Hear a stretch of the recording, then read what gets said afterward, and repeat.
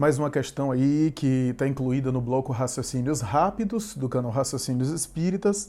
Essa pergunta é feita pela usuária e seguidora do canal, a amiga Cláudia Fischer, que nos enviou uma mensagem por meio aí da comunicação do perfil do Instagram do canal. Ela disse: bom dia, Flávio, tudo bem? Tenho uma dúvida sobre o comentário de Kardec na passagem do Evangelho. Quem é minha mãe e quem são meus irmãos? Abre aspas. Quanto à sua mãe, ninguém ousaria contestar a ternura que lhe dedicava.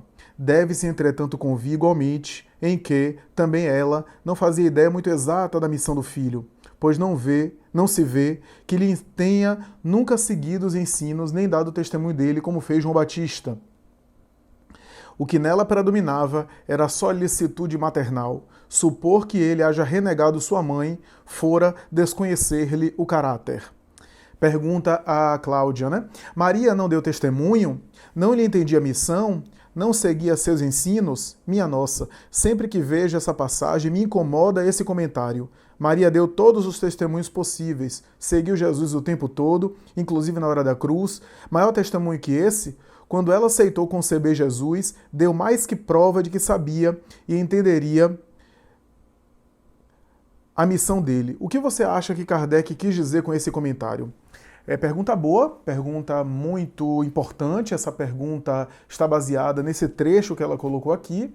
Só para contextualizar, esse trecho está no capítulo 14 de O Evangelho segundo o Espiritismo, capítulo Honrar Pai e Mãe, em que Kardec examina um subitem, um subtópico do capítulo, que é quem é minha mãe, quem são meus irmãos, que está presente, portanto, nesse capítulo, né? E aí ele coloca o trecho do Evangelho, quem é minha mãe, quem são meus irmãos, e faz alguns comentários. Entre esses comentários, o texto que a Cláudia aí compartilhou conosco, né?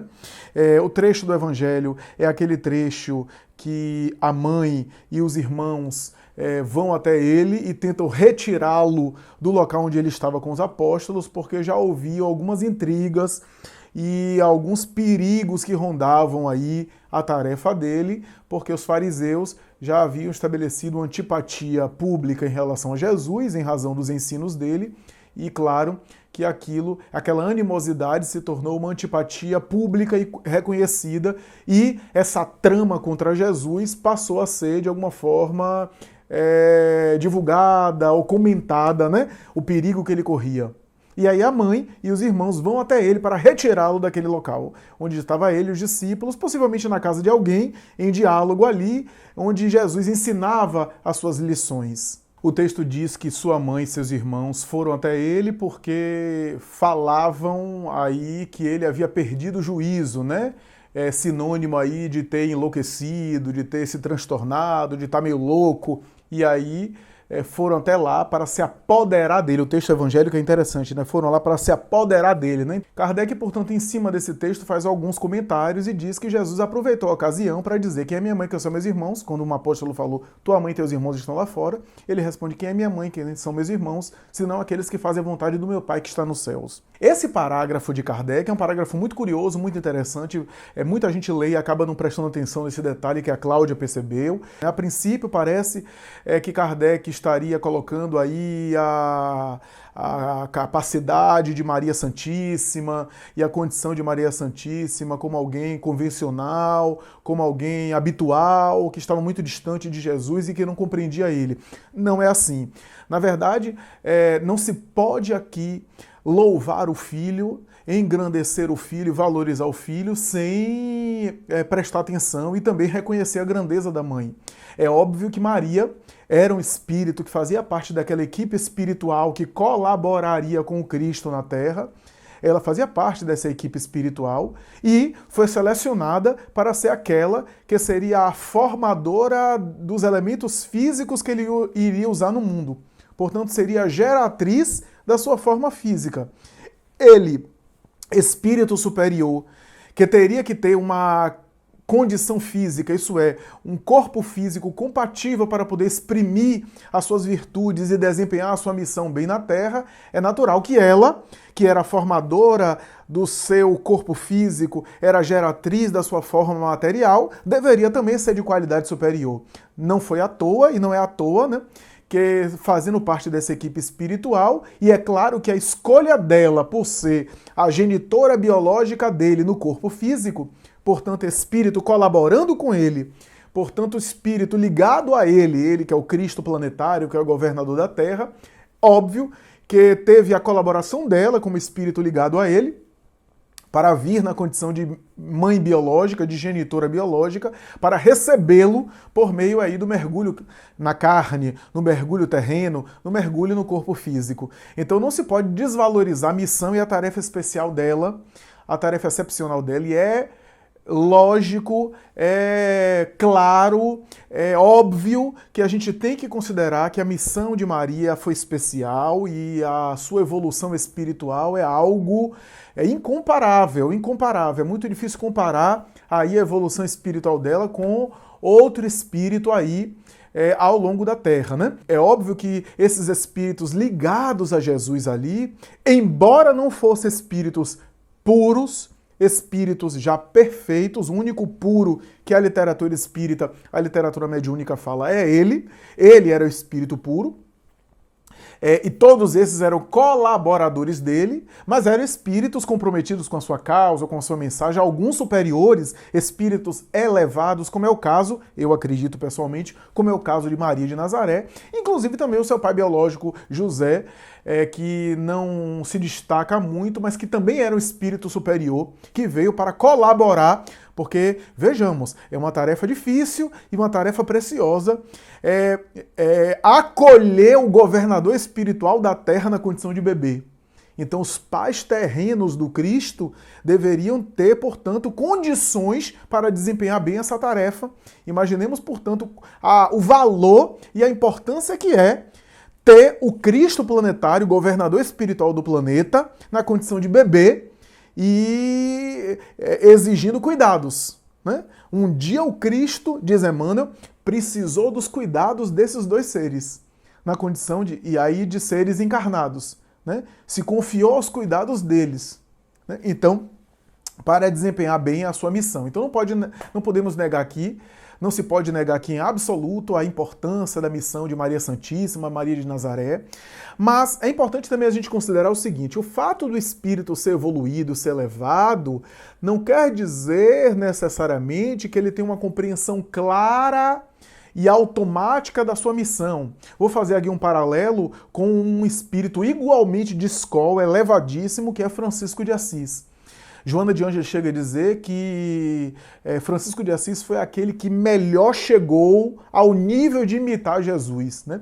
A ponto de ser considerado o médium do Cristo, né? Jesus aparecia a ele de maneira bastante especial, né? Na Idade Média, né? E Francisco de Assis, embora toda a missão dele e toda a altura espiritual que ele tinha, e olhe que ele era já na época do Cristo, João Evangelista, né? Mais de 1000 anos depois, reencarna como Francisco de Assis, um espírito, portanto, de grande quilate, a ponto de ser considerado o discípulo amado e de o único discípulo que talvez não tivesse provas tão pesadas ou débitos tão pesados a ponto de ser martirizado. Foi o único discípulo que viveu uma idade bastante longa, provecta, né? Ficou idoso e morreu aí de velhice, de causas naturais. Não foi martirizado como os outros, né? Há um texto do Evangelho que diz: e ele não experimentará da morte.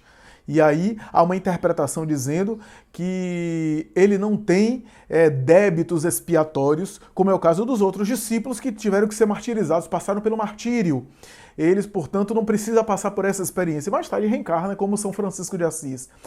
Quem conhece a história de Francisco de Assis sabe que o início da encarnação dele teve algumas tribulações. Ele ficou um tanto atribulado, foi para a cruzada, né? Teve uma vida boêmia, de um pouco de dissipações, de paixões materiais, até que despertou para a missão que ele tinha antes do berço, né? Os arquivos do inconsciente, os conteúdos da sua memória liberaram ali a percepção da verdade, ele se conectou, digamos assim, intuitivamente, né? Se direcionou intuitivamente para a missão que ele havia abraçado antes do berço, né? Joana de Ângeles tem uma mensagem, se não me falha a memória, no livro Nascente de Bênçãos, vai falar isso, né, que os seus arquivos do inconsciente liberaram e de repente ele despertou para a missão que teve. Mas antes disso teve né, uma iniciação sexual perturbadora, teve, né, uma vida assim, material, no sentido assim, alguns episódios, né, de vida mundana, até que despertou, né, naturalmente, que fazendo parte também daquele contexto, daquela época, e assim por diante. E isso não diminui a grandeza espiritual desse espírito, o valor desse espírito, a altura espiritual desse ser, né? O mesmo paralelo a gente podia falar de Maria de Nazaré. Era um espírito de escol, mas mergulhou na carne. E ao mergulhar na carne, mesmo os espíritos muito elevados podem passar temporariamente por uma fase assim, onde fica, digamos assim, ainda sem... todo mundo que reencarna, diz Emmanuel, está envolvido pela neblina carnal, pela neblina de carne. Né? O espírito superior, ele se sobrepõe a essa neblina de carne e aí assume a missão para a qual ele veio na Terra, né? E consegue visualizar com clareza as verdades espirituais e a conexão com o mundo espiritual. O espírito mediano ou inferior fica com a visão mais assim, nublada a respeito das verdades espirituais, porque fica mais contaminado com essa neblina carnal, que tem a ver com o nosso corpo, com os fluidos da matéria, que perturbam a nossa percepção das verdades espirituais que estão à nossa volta, especialmente em relação ao mundo espiritual. Então Maria de Nazaré desperta para a missão dela. A princípio, como estava na carne, na matéria, a matéria exercia algum nível de influência sobre ela, embora não fosse uma predominância, como é o caso dos espíritos inferiores, como ela era um espírito elevado, superior, ela predominava sobre a matéria, mas de alguma maneira, em algum nível, né, ela olhava a ele com um olhar de mãe, né, até pela missão, né, pela experiência de tê-lo, né, de cuidar dele desde pequeno, né, da gestação dele, né, de fisicamente ali ter saído das suas entranhas. Essa experiência é muito forte, a experiência maternal. Então, encarava ele, a princípio, como mãe, e tinha os cuidados e as preocupações de mãe. No caso de Maria de Nazaré, não estou colocando ela na condição das mães comuns, digamos assim, das mães convencionais, que são espíritos em evolução e que têm suas virtudes e também suas imperfeições. A experiência maternal fazia com que ela visse, a princípio, ele com a lente, com o olhar de mãe, que é natural. No próprio texto evangélico, o fato dela ir até lá, ouvindo o boato que ele havia enlouquecido, se ela tinha ouvido o boato que ele havia enlouquecido e levado a sério esse boato, é porque, de alguma forma, ela poderia considerar aquilo como uma possibilidade, talvez, ou ela estava confusa diante de tudo aquilo que estava sendo dito em relação a ele. Ela havia recebido inspiração mediúnica no início da sua gravidez, tanto quanto a sua prima Isabel, né, que havia tido também uma visita do anjo, né, conforme está nas escrituras bíblicas. Aquele texto é todo simbólico, né, que foi tomada por Espírito Santo, por uma intuição, né, de que aquele ser que vinha era um ser especial, né, assim como João Batista, assim como o filho dela. Né, mas não tinha clareza de que especial estávamos falando, até porque, mesmo se tratando do Messias, lembremos dos discípulos, Jesus afirmou para eles que ele era o Messias, mas mesmo com relação ao Messias, havia dúvidas em relação a como é que era a missão desse Messias, qual é o tipo de tarefa desse Messias. Tanto é que quando ele estava na cruz, os discípulos foram embora, todos abandonaram. Praticamente, Jesus ficou sozinho com ela, Maria, e João Evangelista. Por quê? Porque os discípulos, compreendendo as tradições bíblicas, ficaram angustiados. Se ele está morrendo na cruz, o pior instrumento de morte da época, a morte mais vergonhosa, como é que ele é um Messias? Já que a tradição dizia que o Messias deveria ser um vitorioso. Então veja a confusão da missão do Messias. Alguns achavam que o Messias deveria ser um vitorioso e ele estava sendo derrotado ali na cruz. Fugiram, né? Não entendiam a missão e a vitória do Cristo naquele momento. Por quê? Porque o próprio texto bíblico, ora, inclina-se, e a interpretação bíblica, a interpretação do Torá inclina-se para um Messias vitorioso e guerreiro, e ora, um Messias pacífico e Marte. Então havia essa discussão, tanto é que João Batista, que havia intuído sobre ele, quando foi preso, os discípulos de João vão até ele, e ele pede para que vá até Jesus e pergunte a Jesus se ele era o Messias. Ora, mas João não sabia? João, quando foi batizar ele, não recebeu aquela inspiração? Sabia. Mas quando João pede aos discípulos para irem até ele, é como se João perguntasse através dos discípulos o seguinte: pergunta a ele que tipo de Messias ele é. Ele é um Messias guerreiro, que vai estabelecer uma batalha, uma luta e uma guerra, uma revolução social? Ou é um Messias pacífico, cordeiro, como está lá no texto de Isaías, e que vai sofrer pelos pecados do mundo? Havia essa discussão. Então, quando foi perguntaram a ele, ele respondeu: diga a João que os cegos veem, que os surdos ouvem e que os aleijados levantam e andam. Ora, essa ideia de que ele era um Messias bom, misericordioso, que veio para se compadecer dos seres humanos. Aí João Batista entendeu e foi degolado. Quando Kardec faz esse comentário, está dizendo que a princípio, ela olhava ele como olhar de mãe. Mas que com o tempo, quando ela percebe a profundidade da sua missão e mais tarde... Tanto é que em vários momentos do texto evangélico, e mais tarde, ela se assusta. Ela se assusta em relação, por exemplo, ao martírio dele, à cruz, ao sacrifício do filho. Ela não... Inicialmente, e os textos evangélicos, e também textos, por exemplo, de Boa Nova, textos da literatura mediúnica, fala que ela fica surpresa, que ela fica confusa, não sabendo o que estava acontecendo, como é que estavam fazendo isso com o filho dela.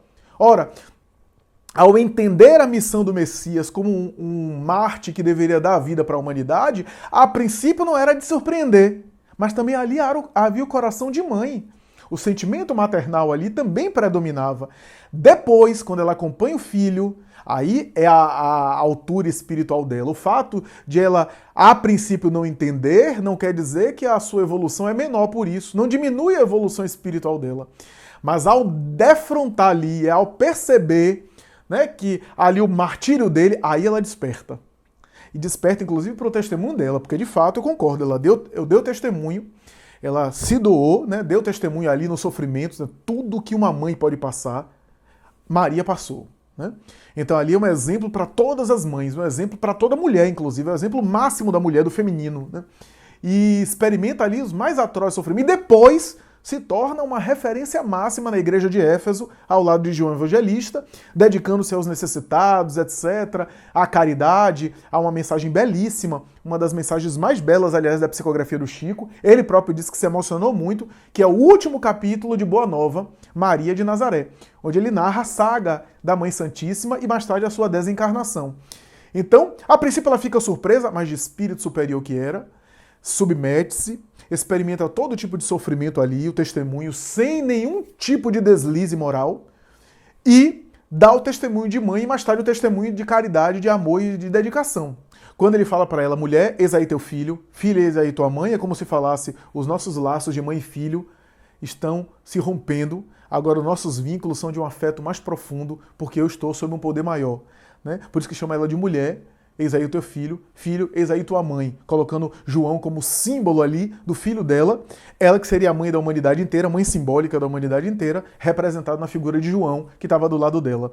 Essa é a história de João cuidar dela a vida inteira, na igreja de Éfeso e assim por diante, né? A princípio ela olhava como mãe, depois ela desperta para níveis mais profundos e altos espiritualmente, isso não anula o mérito e a altura espiritual dela, ela se entrega em regime de totalidade, dá o testemunho sim, mas quando Kardec fala que ela não deu testemunho, é porque até então, ela não fazia parte daquele grupo de discípulos que seguia ele. Claro, ela tinha outras tarefas, até porque a sociedade é uma sociedade patriarcal, nem sempre era bem vista, bem aceito, estimulado mulheres ficarem em missões assim públicas com homens, né? Especialmente missões religiosas, né? Não era algo atribuído também a mulheres. E a princípio ela deve ter ficado na sua residência, né? Porque o Evangelho fala que Jesus sai de Nazaré e ela fica com seus irmãos e vai na direção de Jerusalém, começa as viagens, e ela, a princípio, não segue ele. Nem segue e nem dá o testemunho nesse sentido, né? De seguidora, de discípula, né? Como era, naturalmente, comum aos discípulos, aos apóstolos, né? Então ela fica com os irmãos dele e ele sai da região de Nazaré e vai pregar. E ela fica, então ela não segue ele, não dá esse testemunho nesse sentido. Mas mais tarde daria todo e qualquer tipo de testemunho. É nesse sentido que a gente deve examinar esse parágrafo aqui de honrar pai e mãe de Allan Kardec. Para não entendermos que Allan Kardec está diminuindo a grandeza incomparável e a missão especialíssima Caríssima da Mãe Santíssima, de jeito nenhum. Está apenas situando-a naquela condição de uma mãe que olhava como mãe e que mais tarde teve ainda a altura espiritual mais intensificada quando compreendeu profundamente o sofrimento do filho e também, fiel e dedicada, se entregou também não apenas à resignação, mas também à ação da caridade, à ação do bem, como exemplo ímpar para todos os tempos e referência máxima para todos nós.